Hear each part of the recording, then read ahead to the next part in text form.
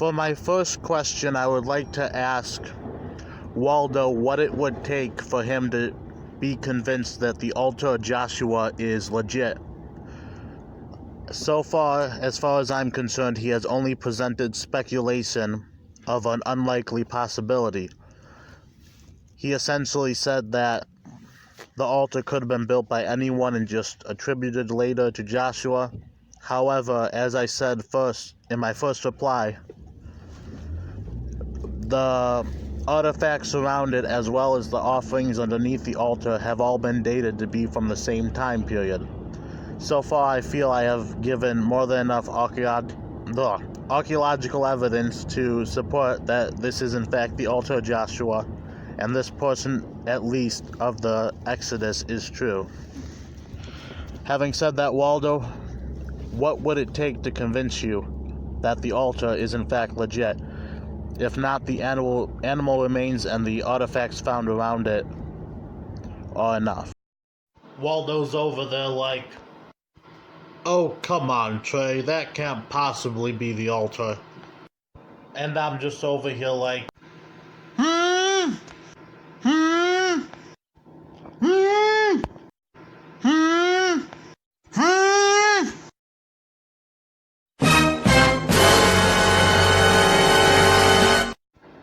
My second question is, when I brought up the poem as historical evidence for the Exodus, more particularly the biblical plagues of Egypt, Waldo seems to have just dismissed it because it contains some information that is not included in the story of the plagues.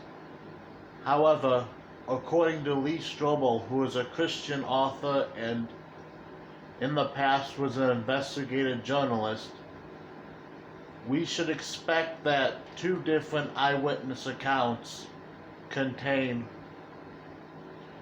different information.